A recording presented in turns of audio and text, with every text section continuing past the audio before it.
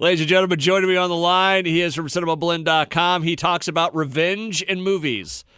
It's Mike Reyes from CinemaBlend.com. Hey, man. I love revenge in movies. Like, a good revenge movie is a lot of fun, I will admit. It is. It's funny you bring that up. We watched The Rookie, the Nathan Fillion show. Oh, I'm so behind on that, but I remember liking what I've seen of it. It's a really good show, but they've had this one storyline going for way too long, and I was really. It kind of came. It quote unquote came to a close last night. But the last line, it's like, oh, you got any good revenge stories?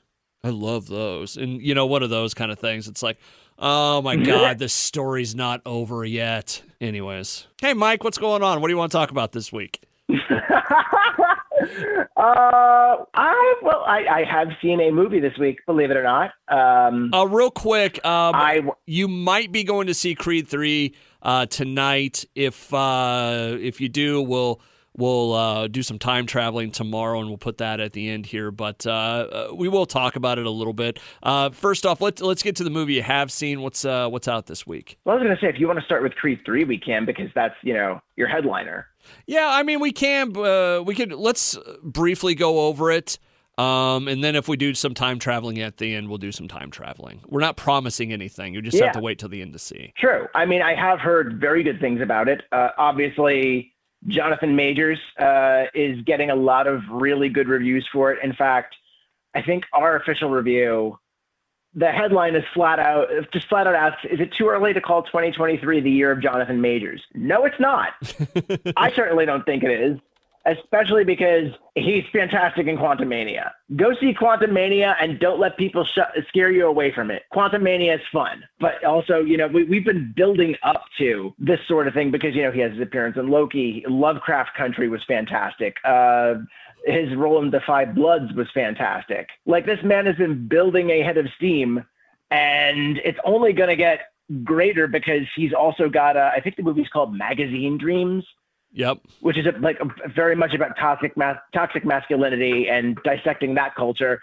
But also you've got more shirtless Jonathan Majors. So everybody's obviously going to win here. Everybody's a winner with shirtless Jonathan Majors. I mean, I would like for someone to try to prove me wrong about that, especially because you got him. You've got shirtless Jonathan Majors versus shirtless Michael B. Jordan in Creed 3.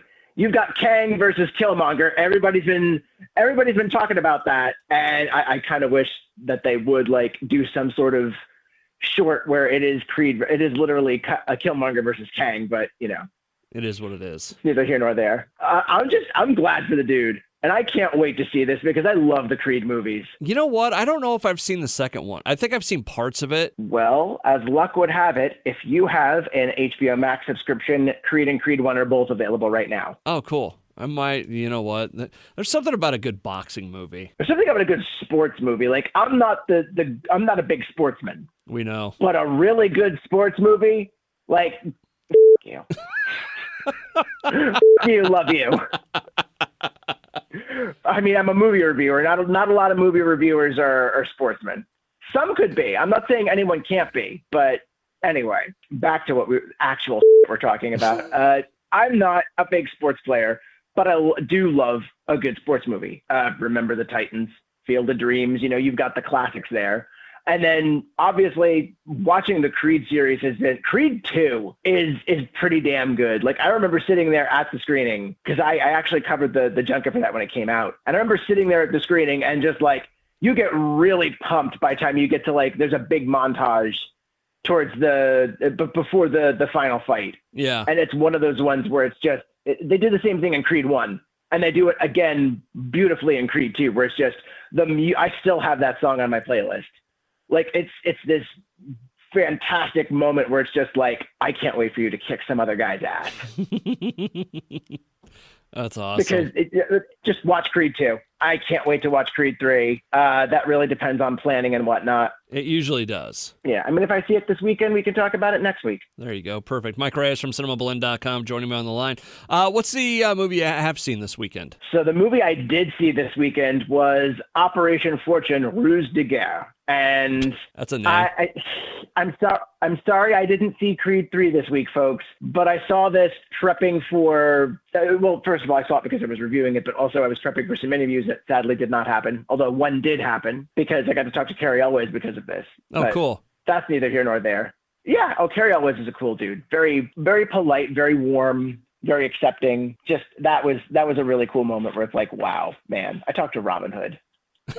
So yeah, I know. What's the Out movie of all about? the roles you can choose. So it's a spy movie. It's Guy Ritchie doing a spy movie again, and this time it's about a team of agents working for the British government that are trying to stop something that we don't even know what's been stolen. It's just called the Handle. Okay. We don't know what it does. We don't know all we know is it's bad news. And Jason Statham leads a team with Buggy Malone and Aubrey Plaza to try and stop Hugh Grant from selling this thing to the highest bidder. And part of the scheme is they have to hire Josh Hartnett, who's playing like this reluctant actor that wants nothing to do with this, to help them get on the inside because Hugh Grant's character happens to be like a huge fan of his. Okay. It is a riot. I love, I mean, obviously I love spy movies. Yeah. But this is being sold as a little sillier than it actually is. Like there's a lot of really good humor. There's a great energy to it. You're like following along this operation from every step. And it's more like a Mission Impossible sort of takeoff than a James Bond takeoff, because you've got the team and they're trying to, it's compartmentalized. Okay, we have to do this thing. Now we have to do this to get to this. Oh, this failed. Okay, we have to change our plan. Like you see all that neat stuff. Okay. And it's very well paced. That there's great comedy, but it's not an overwhelming amount of comedy. It's just right, especially with Aubrey Plaza. Just as usual, Aubrey Plaza is hysterical. Hugh Grant is hysterical. But then when this movie needs to kick into action mode, it fits and it does it really well, really perfectly. And then you just have this wonderful third act that really kicks up the action and kicks up the intrigue. All righty. So it's worth seeing? Oh, yeah. I definitely think so. But then again, I've kind of been in the tank for Guy Ritchie for a long time. So, take that as you may. If you liked Man from U.N.C.L.E., this is similar to that, but again, not as comedic and light. It's a little more heavy and definitely more people getting their throats punched or falling to their deaths. People getting throat punched or falling to their deaths. The usual stuff. Jason Statham movie, man. Mike Reyes from CinemaBlend.com on the line with me right now talking about movies. A couple other reviews before we get to some of the news, and let me preface this by saying we had a very interesting conversation before we started recording, but it had nothing to do with the actual show today or getting getting ready for it. One of the big It was a pregame warm-up. Yes, it really was, and it was a deep, just brutal conversation. But souls were bared. Yes, talking about stuff. Anyways, one of the big things that came out this week came out last night. A lot of people have been fired up for it. Long story short, Mandalorian Season 3 has premiered. Yay! Yeah, that's kind of what I felt like after it. I'm not going to lie. We watched it last night, my wife and I. And if I was going to sum it up in one way, like I want to like Mandalorian. I like the show, but last night's episode it was a 30-minute recap. Really? Yeah, it didn't do much for it. It felt like one of those episodes that if you would have taken that whole thing, condensed it into 5 minutes, and then had the real episode, it would have been much better. Oh, so you're saying it's like a feature length previously on? Yes. And previously on The Mandalorian. It kind of, yeah, and it got me thinking because we were talking about, stuff for like different article ideas for you. And you know what one I came up with last night that I forgot to tell you before this? Oh, what one? I think, and it kind of goes into the world of movies, but Mandalorian isn't interesting enough to be a movie. You don't think it would be served better as like being a movie rather than a series?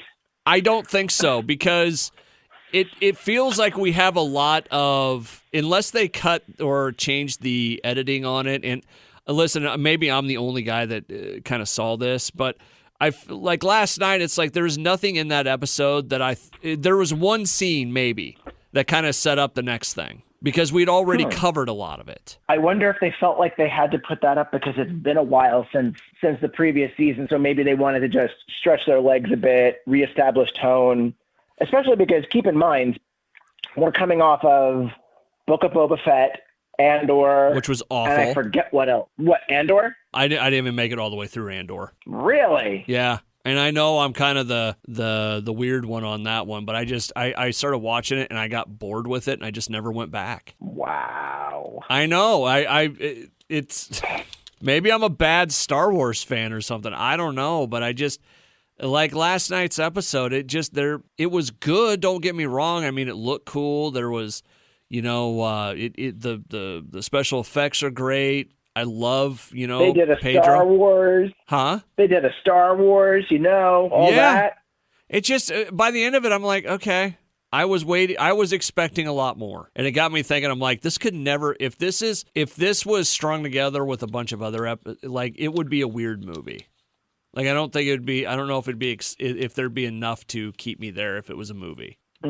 But I feel like, I wonder if there's part of it that it gets away from, or it gets away with it because it's only 30 minutes. Yeah. I don't know. Maybe I'm the weird one here. I haven't watched it yet, but honestly, man, I don't think you're being a weird one here. That's Mandalorian is Star Wars right now is a very sort of touch and go sort of conversation, just because of all the different things they're trying to do and how various fans have reacted to it. Yeah, I don't know. What has been the word? Have you seen what people have said about it so far? I haven't seen much, but then again, I haven't really looked much. Okay. Yeah, that's fine. I'm looking forward to checking it out myself just because, obviously it's popular. People are going to want to talk about it. I still got to watch Book of Boba Fett just because I got to support Robert Rodriguez. And also I'm still curious about Book of Boba Fett. I thought the best episodes of Boba Fett didn't have Boba Fett in them. Huh. I legitimately did. I have a hard time watching Boba Fett bumble his way through a different episode every week, and then all of a sudden Mando shows up and things got interesting. Yeah. I don't know. I didn't like Boba Fett. I really didn't. Still haven't watched it. But, at one point, I would be interested to. When you try and make a scooter gang scary to me, I'm sorry, you kind of lose me. So I did do a search on Google for The Mandalorian, and on mine it popped up with The Mandalorian hits reset button as it eases into third season. That's from CNN. Forbes said switching back from Andor back to Mandalorian feels very strange. And then, of course, the Cara Dune stuff. So. Well, yeah, because Andor is just politically charged espionage Star Wars, and now you're going back to Space Daddy. Yeah, Space Daddy. It's like, we're going back to Daddy Pedro. And it's like, that's cool. I love Daddy Pedro as much as the next person. We've got Daddy Pedro right now on a much better show. Yeah. There is something to that. What's funny about it, he does it like if you didn't know that was Pedro, like by the voicing and stuff, like his voicing is so much different in that, Well, did you hear about why he doesn't like why he thinks requests to do the voice for kids is weird? Why? Because he feels like his Mandalorian voice is akin to like a bedroom voice. And he's like, it just feels kind of weird because he's talking about parents in the wild, basically asking him to do the voice for their kids. That's funny. I just saw, I've seen a couple really fun things with him. I watched the one where it's the snack videos on YouTube where him and Jon Favreau My wife did that. just found that on TikTok.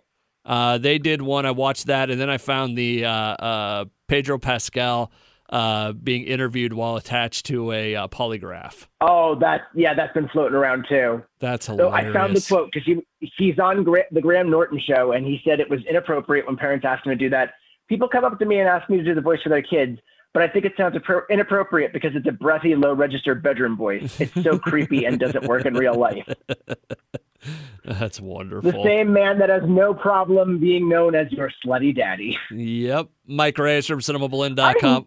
Oh, go ahead. I need to interview this guy. And okay. I almost did, actually. And the whole thing was, it's funny because today was the day I did the Triple Frontier junket, that Netflix movie. So it was like I had Oscar Isaac and Ben Affleck in one room, Charlie Hunnam, and who else was in the room with him? Garrett Hedlund from Tron Legacy. Okay. And then they mentioned on the thing. It's like, oh yeah, Pedro Pascal's available, and obviously was a fan of his. Then it's like, cool, I'd love to talk to him. It didn't happen that day. The next morning, I get a text, and it's like, where are you, Mike? We're ready to check you in for Pedro. And it's like, I'm at home. What? Nobody told me that this was across 2 days and that the second day was just Pedro. Oh, man. And I still kick myself for that happening, because maybe if I had known ahead of time, I could have planned a little better and actually made that. But Pedro Pascal, please talk to me.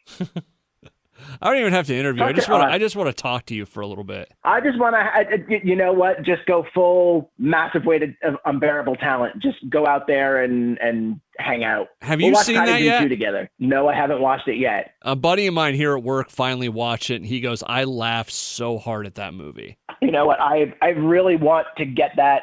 I really just want to watch it. The more I hear about it from you and the more I hear about it from people, it sounds like just pure joy. And also that meme keeps floating around on TikTok that I absolutely love, where it's Nick Cage scene. and Pedro, just that look on Pedro's face. It's wonderful. It's a great scene in itself. So yeah, do yourself a favor and get on it. It really is worth it. Yeah. Mike Reyes from cinemablend.com joining me on the line. We talked about Star Wars, so we better talk about Star Trek. So I haven't watched the new episode of Picard yet, but I wanted to bring it up because of something. So we kind of touched on it over the last couple weeks with the episodes, but I got up this morning and I just saw, there was one clip that I saw yesterday and then something I saw today, and I think it's kind of proving my point about Star Trek Picard. Oh boy.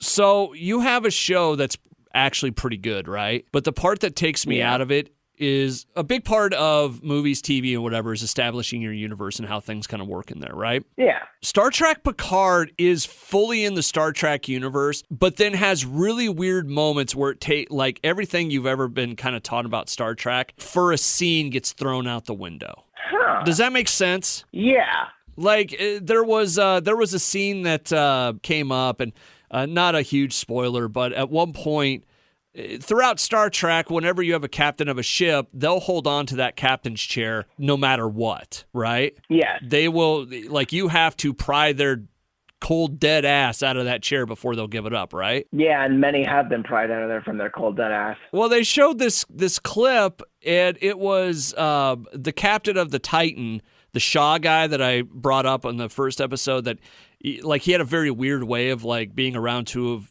the two biggest names in Starfleet. Yeah. He gets injured, and next thing you know, he goes, well, it, you're in charge. Computer, change the command codes to Captain Riker. Damn. Like, it's just like stuff. It's he literally gave up the ship. Yeah, he did that, but it was in such a way where it's like, hey, I'm hurt. Like, in every other Star Trek, it would have been, hey, I'm hurt. Just take over for me, right? Or your first officer steps up and takes over. So 7 of 9 takes over. But in this, he was like, no, I'm out. Good luck. Computer, change command codes over to Captain Riker. It's like, wait. Ow, and I'm hurt.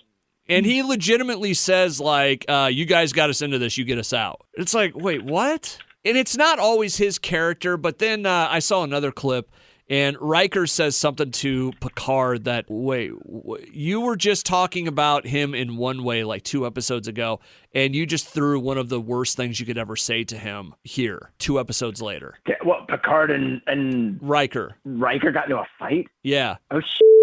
But it's that kind of stuff where that takes me out of it, where it's like you have a really good show going, and then you have just moments where it's like, wait, what? Okay. It's just I think that's my big issue with it, and I don't know if anybody else is seeing that, but I think it's a problem.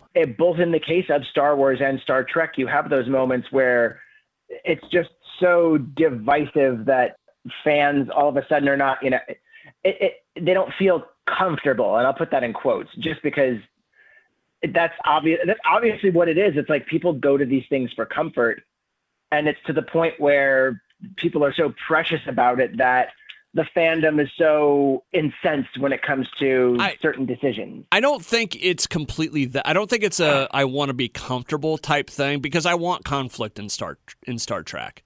I like when things are, but it has to make sense within the universe you're in, and especially with something like Star Wars or Star Trek. When you spend, and you know what, maybe that's the, some of the stuff that the blowback with, like Last Jedi. Because it was so outside of the universe that you've created over time. That's why it felt off. But there are some moments like this in Star Trek Picard, especially this season. Okay, everything was working until you hiccup there. What happened? Yeah, I don't know. So I'm interested to watch the episode tonight. But from what I've seen of the two scenes I've seen from this episode, it's moments where I'm like, wait, what? Okay, that's fine. So. Mike Reyes. Needless to say, B-Sox is going to go up. Yeah, no, it's nothing big. It's just something I've noticed I wanted to talk about. There's hardly anybody that I can talk to Star Trek about, and they actually give a shit. So, yeah. Well, I like being one of the people that you can talk to that gives a shit about Star Trek, because, I came from a multi-faith household. We had Star Trek and Star Wars. Yeah. So, I'm good. Oh, cool. Yeah. I like it. That's good. Mike Reyes from cinemablend.com. Go to your cinemablend.com. Cinemablend.com. And today on Public Radio. Did you ever see that Family Guy when they did that, when Peter does public radio? I don't think I saw it, but I remember you referencing it. And today we're going to talk about Philistine crackers, which I have right here. Or whatever it happens to be. But anyways, Mike Reyes from cinemablend.com on the line with me right now, talking about movies and TV shows and all of that. Was there any other big news or anything we need to talk about before we wrap this up today? I legitimately don't know. I'm really, I'm kind of bashing my head in for that too, and I don't really know.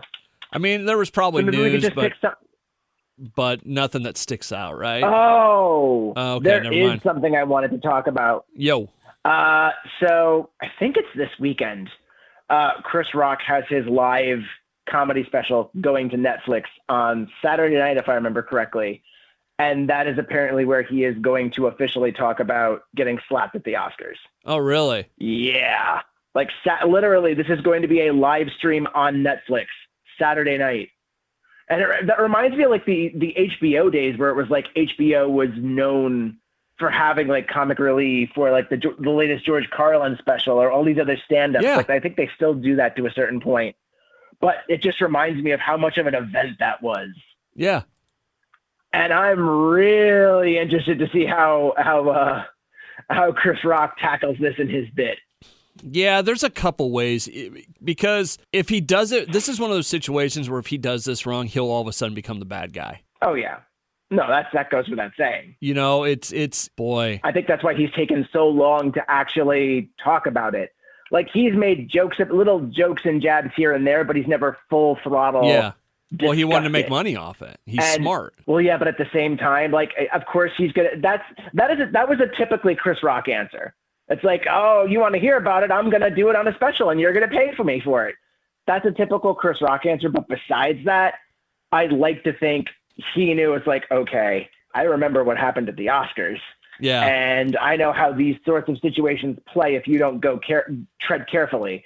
I'm going to make absolutely damn sure that when I do this, it's going to be done right, but also, goose it up a bit for the folks and make it an event. Do you think this is the best way to do this for him? I think it probably might be. I think this is the way that he likes to handle these sorts of situations. He's a stand-up comedian. Okay. And that's part of the commentary and the discourse that comedians always apply themselves to. The only thing is he's part of what he's discussing this time. Yeah. It's not just, oh, I'm talking about random scenario number X. It's like, no, I was the one that was slapped, and I have no problem talking about this. Let's talk about it. Okay. I usually you see what's his name? The Prince Harry's been in the news doing this stuff. You like having to sit down interview when it's.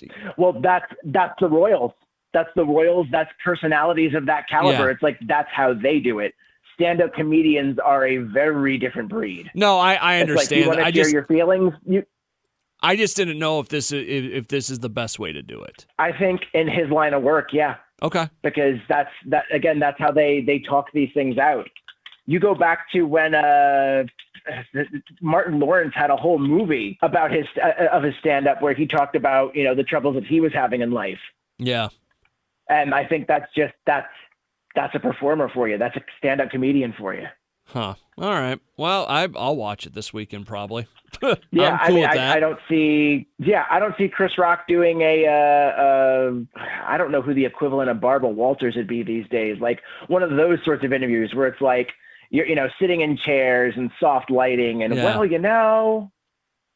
Barbara, I didn't think about it that way. Yeah. All right. Mike Reyes from cinemablend.com joins me every week to talk about movies and such. We'll have a link to all of his stuff at the bottom of the page. Mike, you have yourself a great weekend. You too, man.